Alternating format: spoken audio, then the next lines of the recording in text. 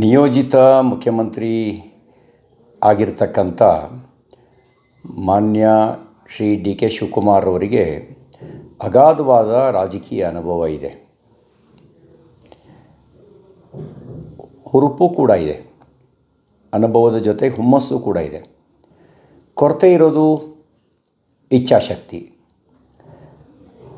ಎಲ್ಲದಕ್ಕಿಂತ ವ್ಯಕ್ತಿಗತ ರಾಜಕಾರಣಕ್ಕಿಂತ, ಹಿತಾಸಕ್ತಿಗಿಂತ, ಪಕ್ಷದ ಹಿತಾಸಕ್ತಿಗಿಂತ ರಾಜ್ಯದ ಹಿತ ಮುಖ್ಯ ಅನ್ನೋದು ಆದ್ಯತೆ ವಿಷಯವಾದರೆ ಒಳ್ಳೆ ಕೆಲಸ ಮಾಡಲಿಕ್ಕೆ ಸಾಧ್ಯ ಇದೆ. ಅದು ಆದ್ಯತೆ ವಿಷಯ ಆಗದೇ ಇದ್ದರೆ ಒಳ್ಳೆ ಕೆಲಸದ ನಿರೀಕ್ಷೆಯನ್ನು ಮಾಡಲಿಕ್ಕೆ ಸಾಧ್ಯ ಇಲ್ಲ. ನಾನು ಈ ಸಂದರ್ಭದಲ್ಲಿ ಅವರಿಗೆ ಶುಭ ಹಾರೈಸ್ತೇನೆ. ನಿಮ್ಮ ಆದ್ಯತೆಯ ವಿಷಯ ರಾಜ್ಯದ ಹಿತಾಸಕ್ತಿಯಾಗಲಿ, ರಾಜ್ಯದ ಅಭಿವೃದ್ಧಿಗೆ ಆದ್ಯತೆ ಸಿಗಲಿ, ನಿರುದ್ಯೋಗಿ ಯುವಕರಿಗೆ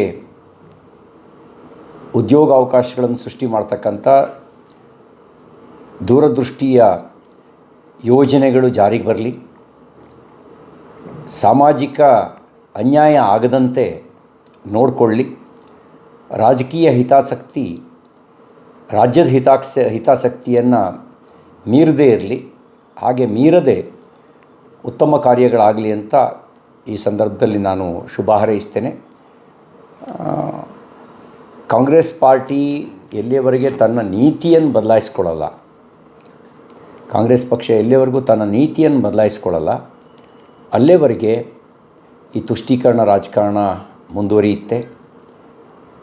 ಹಣವೇ ಪ್ರಧಾನವಾದಾಗ ಆಡಳಿತದಲ್ಲಿ ಬಿಗಿ ತಪ್ಪುತ್ತೆ.